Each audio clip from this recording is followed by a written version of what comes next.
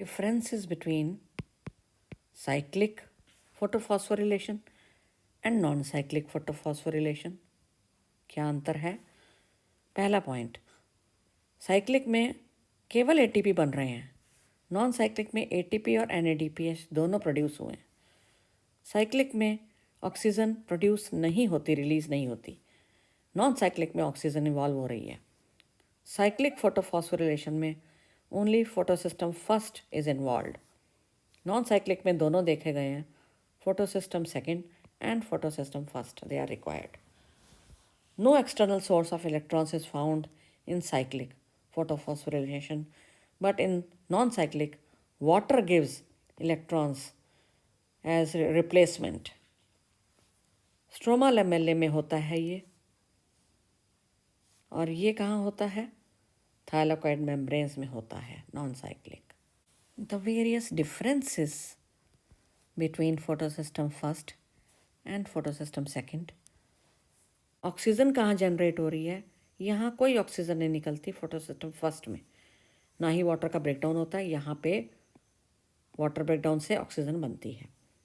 Electron source external, कहीं बाहर से क्या इनको इलेक्ट्रॉन मिल रहा है? फोटोसिस्टम फर्स्ट को देखिए, नहीं, इसका कोई एक्सटर्नल सोर्स नहीं है इलेक्ट्रॉन्स का, लेकिन फोटोसिस्टम सेकेंड को बाहर से कहीं से मिलता है इलेक्ट्रॉन अलग से, that is from water breakdown, photolysis of water. तो जब भी एटीपी बनता है सेल के अंदर तो वो कहलाता है कौन सा रिएक्शन? फॉस्फोरिलेशन कहलाता है, फॉर्मेशन ऑफ एटीपी। एंड जब एटीपी सनलाइट की प्रेजेंस में बने तो वो क्या कहलाता है? फोटो फॉस्फोरिलेशन कहलाता है वो रिएक्शन। ये पाया गया है माइटोकॉन्ड्रिया में भी ये सब होता हुआ, और क्लोरोप्लास्ट में भी ये सब हो रहा है। माइटोकॉन्ड्रिया में भी HIN का ग्रेडियंट सेटअप होता है, जैसे कि इसमें हुआ, ताकि एटीपी बन सके। नॉन साइक्लिक फोटोफॉस्फोरिलेशन में हमने पढ़ा था कि सन की रेज आती हैं, photon falls on the photosystem second, that is P680.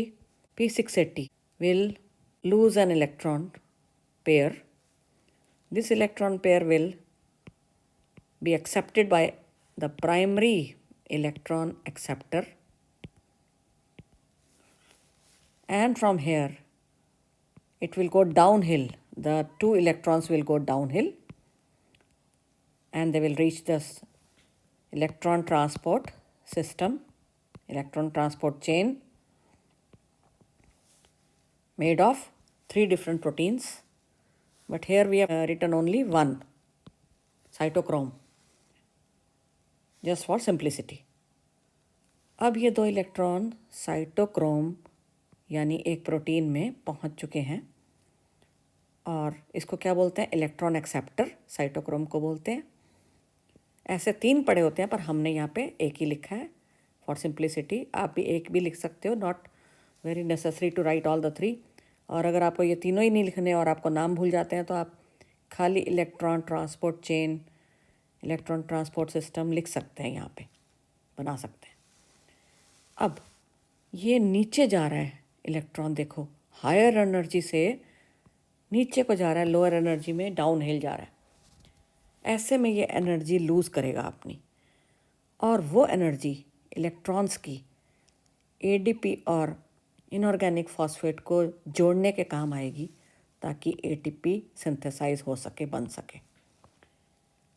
This energy of electrons will be utilized for joining of adenosine diphosphate with inorganic phosphate to form the adenosine triphosphate molecule, energy check of the cell. यहीं पे बना था cytochrome के, यहाँ पे ATP बन जाता है भाई।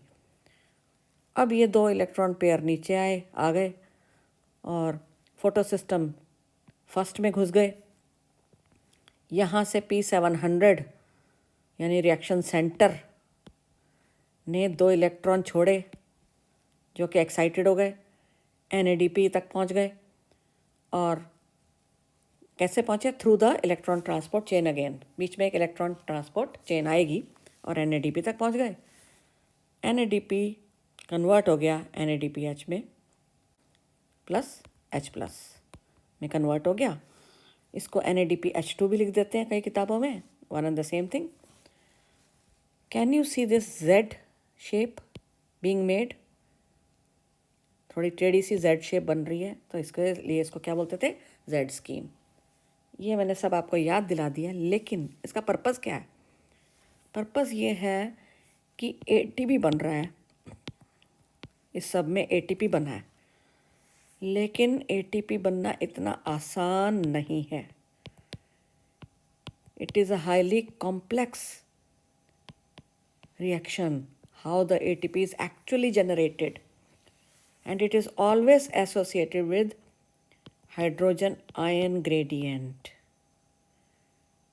कुछ हाइड्रोजन आयंस का डिफरेंस क्रिएट होता है जिससे ATP बनता है। ये बहुत कॉम्प्लिकेटेड रिएक्शंस होते हैं और प्रोसीजर होता है। केमी ऑस्मोटिक थ्योरी बोल देते हैं या हाइपोथेसिस कहते हैं, जिसमें ये क्लियरली समझाया गया है भाई होता क्या है ATP का, बनता कैसे है ATP, यानी कि फोटोफॉस्फोरिलेशन में what are the various steps occurring, what exactly is happening. ये कौन समझाता है हमें? हाँ, केमी ऑस्मोटिक हाइपोथेसिस या केमी ऑस्मोटिक थ्योरी।